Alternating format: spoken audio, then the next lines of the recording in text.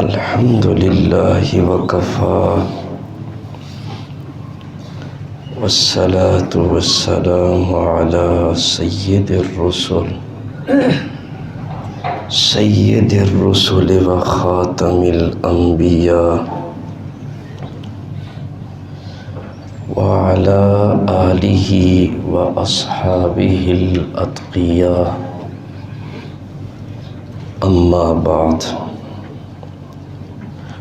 فأعوذ بالله من الشيطان الرجيم بسم الله الرحمن الرحيم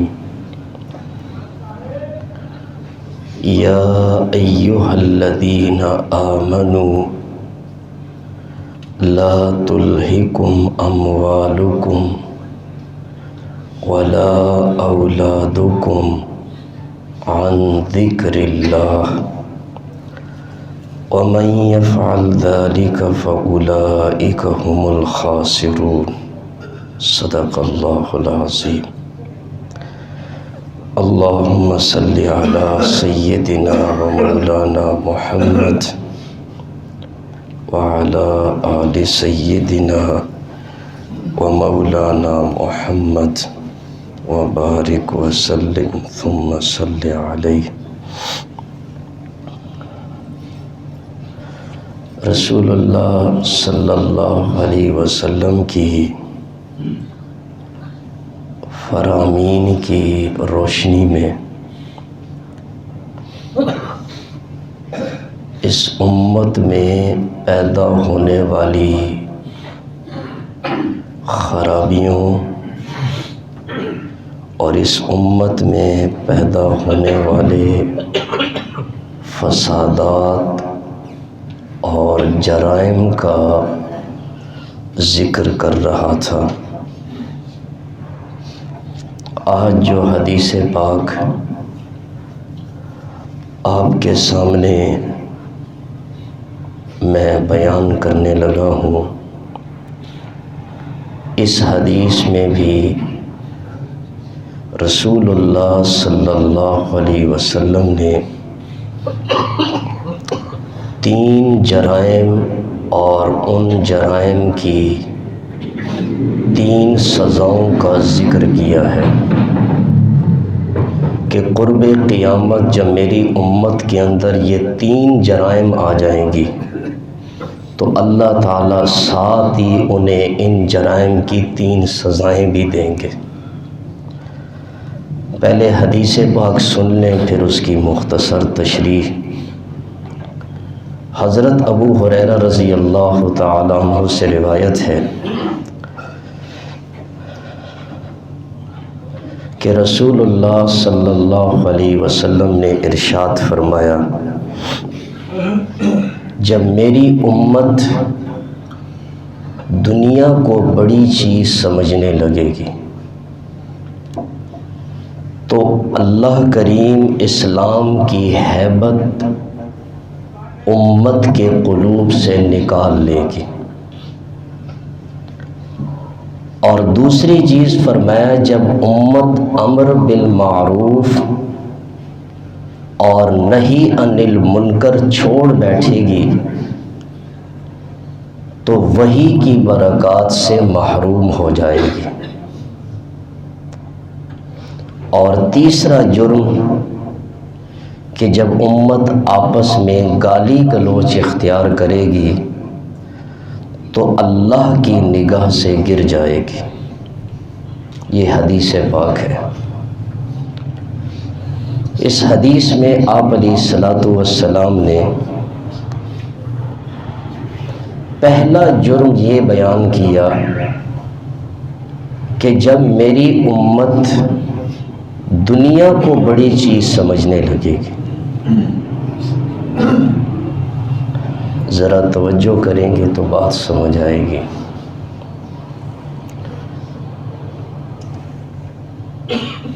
حلال طریقے سے دولت کمانا، تجارت کرنا، کاروبار کرنا، ملازمت کرنا، محنت مزدوری کرنا، اسلام کی نگاہ میں یہ ایک فریضہ ہے، اور اللہ اور اس کے رسول کے بتائے ہوئے طریقے کے مطابق کمانا یہ عبادت ہے۔ دیکھیں، اسلام نے کمانے کی ترغیب دی ہے۔ ایک سچا تاجر جو اپنی تجارت میں سچ بولتا ہے، جھوٹ نہیں بولتا، جھوٹی قسم نہیں کھاتا، اور امانت دار ہے، خیانت نہیں کرتا، گاہک سے دھوکہ نہیں کرتا، فراڈ نہیں کرتا، کم نہیں تولتا، عیبدار چیز نہیں بیچتا، حضور علیہ الصلوۃ والسلام نے ارشاد فرمایا کہ ایسا تاجر جو سچا بھی ہے، امانت دار بھی ہے، قیامت کے دن اس کا حشر انبیاء، شہداء اور صدیقین کے ساتھ ہوگا۔ تو اسلام نے کمانے کی ترغیب دی ہے، اسلام نے خرچ کرنے کی ترغیب دی ہے۔ انصاف سے بتائیں، جب اسلام نے خرچ کرنے کی ترغیب دی تو خرچ تو بندہ تب کر سکتا ہے جب وہ کماتا بھی ہو، ایسی ہے نا؟ جس اسلام نے خرچ کرنے کی ترغیب دی ہے وہ اسلام کیا کمانے کی مذمت کرے گا؟ اسلام حلال کمائی کو فریضہ قرار دیتا ہے، اسلام حلال کمانے کو پسند کرتا ہے، بلکہ یہاں تک رسول اللہ صلی اللہ علیہ وسلم کے فرامین موجود ہیں کہ جو بندہ اپنے ہاتھ سے محنت کر کے کماتا ہے، اللہ کے نبی اس کے ہاتھ کو محبت سے چومتے تھے، اس قدر یہ بندہ اللہ کو محبوب ہے۔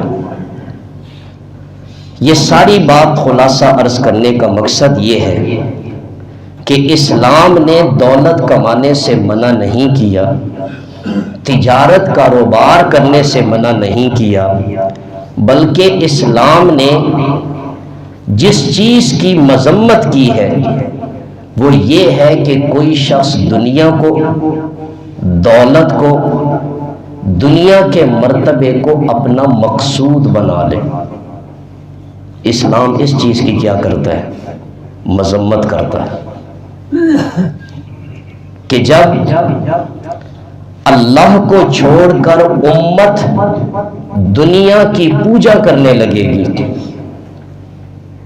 اور امت اللہ سے غافل ہو جائے گی، تو رسول اللہ صلی اللہ علیہ وسلم نے فرمایا کہ اس وقت اللہ کریم ان کے اندر جو اسلام کا رعب ہے وہ لوگوں کے دلوں سے نکال لے گا۔ حدیث کے اس ٹکڑے پر ذرا غور کریں۔ آپ نے فرمایا جب امت دنیا کو بڑی چیز سمجھنے لگے گی، دنیا میں عزت اور ذلت کا معیار وہ دولت کی بنیاد پر ہوگا۔ لوگ دیکھیں گے فلاں کے پاس دولت ہے، مال ہے، کہیں گے یہ بڑا معزز آدمی ہے، اگرچہ اسلام نام کی چیز اس میں نہ ہو، اور ایک بندہ ہوگا بظاہر غریب ہوگا، ادنا درجے کا ہوگا دولت کے لحاظ سے، لوگ اس کے پاس دولت نہ ہونے کی وجہ سے اس کو حقیر اور گھٹیا سمجھیں گے۔ انصاف سے آپ نے بتانا ہے، یہ ہماری مجلس ہوتی ہے، ایک سبق ہوتا ہے، آج اس چیز کا ہم مشاہدہ نہیں کر رہے۔ عزت اور ذلت کا معیار دولت بن گئی ہے، اور رسول اللہ صلی اللہ علیہ وسلم نے عزت اور ذلت کا معیار کیا بتایا؟ ان اکرمکم عند اللہ اتقاکم، تم میں سب سے زیادہ معزز اللہ کے ہاں وہ ہے جس کے اندر سب سے زیادہ اللہ کا خوف ہو، تقوی ہو، ایمان ہو، پرہیزگاری ہو۔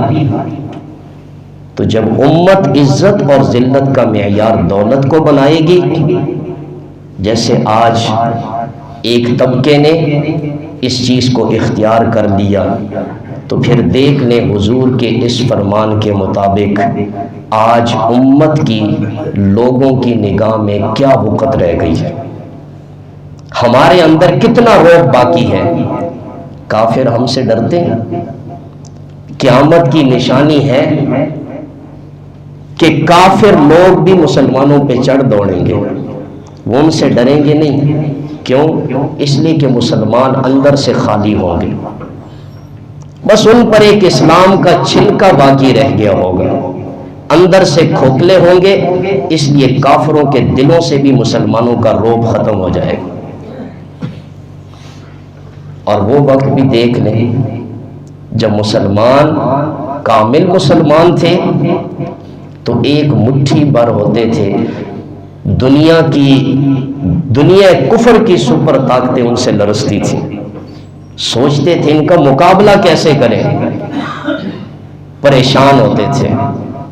تو آپ علیہ الصلوۃ والسلام نے ارشاد فرمایا کہ جب میری امت دنیا کو بڑی چیز سمجھنے لگے گی، دولت کو عزت اور ذلت کا معیار بنا لے گی، دولت کو ہی اپنا مقصود بنا لے گی، دولت کے پجاری بن جائیں گے، تو آپ نے فرمایا اس کی نقد سزا یہ ہوگی کہ اللہ تعالیٰ لوگوں کی نگاہ میں ان کی وقت اور ان کی عزت کو ختم فرما دیں گے۔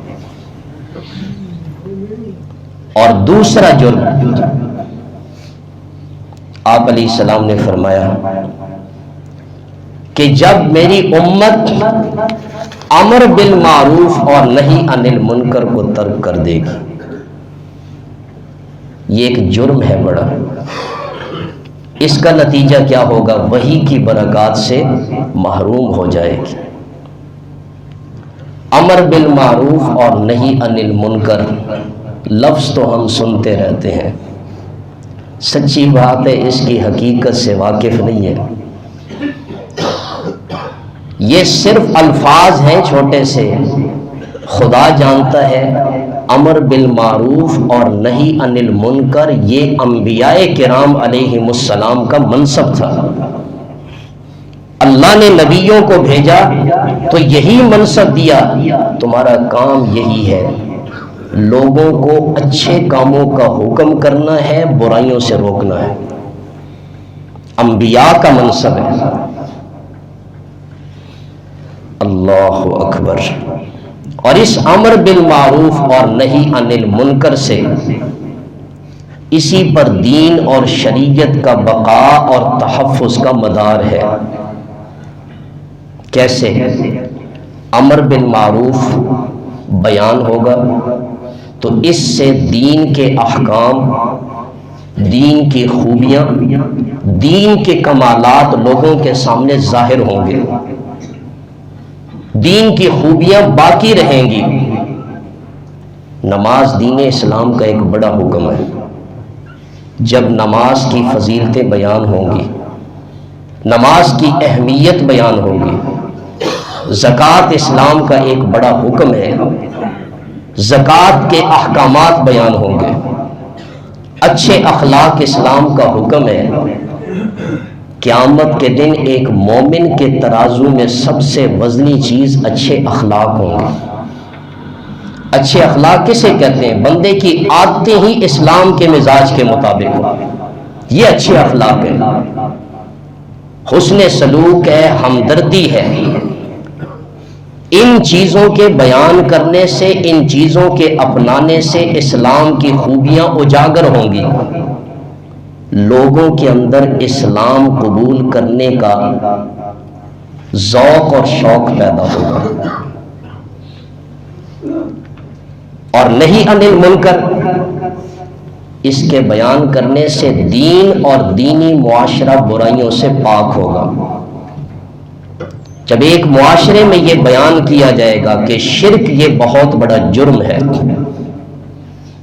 اللہ کے ساتھ بغاوت ہے، بدعت ایک بہت بڑا جرم ہے، زنا ایک بہت بڑا جرم ہے، شراب پینا، سودی لین دین کرنا، رشوت لینا، حرام کھانا، جب ان برائیوں کی نفی کی جائے گی، ان برائیوں سے روکا جائے گا، تو ایک پرامن معاشرہ وجود میں قائم آئے گا، ایک پرامن معاشرہ وجود میں آئے گا۔ اس لیے اسلام نے دونوں چیزوں کا حکم دیا ہے، امر بالمعروف بھی کرو، نیکیوں کا حکم دو، اسلام کی خوبیاں ظاہر کرو، لوگوں کے سامنے اجاگر کرو، اور جن چیزوں سے اسلام منع کرتا ہے ان برائیوں سے روکو بھی۔ دونوں چیزیں ضروری ہیں، اور جب یہ دونوں چیزوں کا سلسلہ بند ہو جائے گا تو اس کا نتیجہ یہ ہوگا، نہ اسلام کی خوبیاں ظاہر ہوں گی، نہ اسلام نے جن چیزوں سے منع کیا لوگوں کو اس کا علم ہوگا۔ نتیجہ کیا نکلے گا؟ لوگ دین سے محروم ہو جائیں گے، وحی کی برکات سے محروم ہو جائیں گے، لوگوں کے اندر جو ایک بصیرت کا نور ہے وہ مٹ جائے گا۔ تو اس لیے آپ علیہ الصلوۃ والسلام نے ارشاد فرمایا کہ جب امت امر بالمعروف اور نہی عن المنکر کو چھوڑ بیٹھے گی، جو ایک بہت بڑا فریضہ ہے، تو پھر امت وحی کی برکات سے بھی محروم ہو جائے گی۔ بڑا فریضہ ہے، بلکہ امر بالمعروف آسان ہے، نہی عن المنکر کہیں زیادہ مشکل ہے۔ ایسے ہے کہ نہیں ہے؟ یہاں ممبر پہ بیٹھ کے لوگوں سے کہہ دیں نماز پڑھا کرو، لوگ کہیں گے مولوی صاحب نے بڑی اچھی بات کی ہے، کہتے ہیں کہ نہیں کہتے؟ زکوٰۃ دیا کرو، اس سے مال میں برکتیں آتی ہیں، صدقہ خیرات کیا کرو، لوگ بڑے خوش ہوتے ہیں، بڑی اچھی باتیں اس مسجد میں ہوتی ہیں۔ اور جب آپ لوگوں کو برائیوں سے منع کریں گے، شرک نہ کریں، غیر اللہ کے سامنے سجدہ نہ کریں، تو پھر فتوے لگتے ہیں کہ نہیں لگتے؟ برائیوں سے روکنا یہ کوئی آسان نہیں ہے۔ آپ دیکھیں انبیاء کے ساتھ جو قوموں کا جھگڑا تھا، اس کی بنیادی وجہ کیا تھی؟ جب وہ اس برائی سے روکتے تھے جو قوم میں موجود ہوتی، قوم اس چیز کو برداشت نہیں کرتے تھے، اس لیے پیغمبر سے کہتے تھے تم بڑے پاک باز بنتے ہو، اسے اپنے علاقے سے ہی نکال دو، یہ بڑا پاک باز بنا پھرتا ہے۔ بنی اسرائیل کے جو علماء سو تھے، علماء کی بھی دو قسمیں، علماء حق، علماء سو، برے، خود بھی برے ہوتے ہیں۔ بنی اسرائیل میں ایسے تھے، قرآن نے کہا کانوا لا یتناہون عن منکر فعلوا، لوگ جو برائیاں کرتے تھے وہ انہیں برائیوں سے منع نہیں کرتے تھے۔ قرآن نے کہا یہ بڑے برے لوگ ہیں۔ تو نہی عن المنکر یہ بڑا مشکل کام ہے، انبیاء کی مخالفت اسی وجہ سے ہوئی ہے، اس لیے اسلام نے نہی عن المنکر پر بھی بڑا زور دیا ہے۔ تو میں عرض کر رہا تھا کہ امر بالمعروف اور نہی عن المنکر یہ ایک بہت بڑا فریضہ ہے، اسے ادا کرنا الحمدللہ یہ فریضہ کسی درجے میں تو ادا ہو ہی رہا ہے۔ یہ جو علماء واعظ و نصیحت کرتے ہیں یہ کیا ہے؟ امر بالمعروف ہی ہے نا، زبان سے برائیوں کو روکتے ہیں، نہی عن المنکر ہے۔ اور اللہ تعالیٰ اس قوم کو صحیح معنوں میں اس فریضے کو سر انجام دینے کی توفیق دے۔ ہر بندہ اپنے اپنی استطاعت کے مطابق اپنے درجے میں امر بالمعروف نہی عن المنکر کا پابند ہے، اگر نہیں کرے گا تو اللہ کے ہاں مجرم ہوگا۔ اب یہ وقت نہیں ہے کہ اس کی میں پھر تفصیل بیان کروں۔ تیسرا جرم جو رسول اللہ صلی اللہ علیہ وسلم نے ارشاد فرمایا وہ یہ ہے کہ جب امت آپس میں گالی گلوچ کرے، ایک وقت آئے گا کہ لوگ بد زبان ہو جائیں گے، گالی گلوچ کرنا ان کا شیوا بن جائے گا۔ ایک حدیث میں پڑھ رہا تھا، آپ علیہ السلام نے فرمایا قرب قیامت ایسے لوگ آئیں گے جو سلام کی جگہ بھی ایک دوسرے کو لعنت کریں گے، نعوذ باللہ۔ سلام نہیں، سلام کی جگہ پہ لعنت کریں گے۔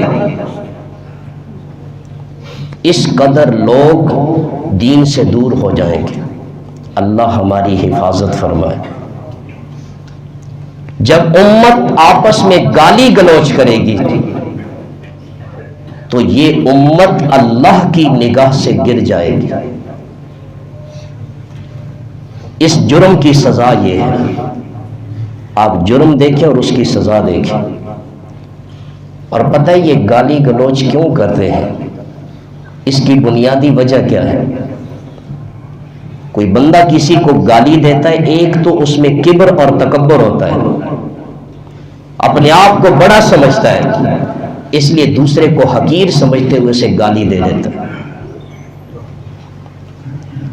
کوئی ناراض نہ ہو، ملازم تو ہر ایک کے پاس ہوتے ہیں، ملازم بیچارے سے چھوٹی سی غلطی ہو جائے تو فوراً اسے گالیاں سناتے ہیں، برا بلا کہتے ہیں۔ کیوں؟ اپنے آپ کو بڑا سمجھتا ہے، اس کو حقیر سمجھتے ہوئے اسے فوراً گالی گلوچ دینا شروع کر دیتا ہے۔ حالانکہ حدیث پاک میں آتا ہے گالی دینا یہ فسق ہے، کبیرہ گناہ ہے۔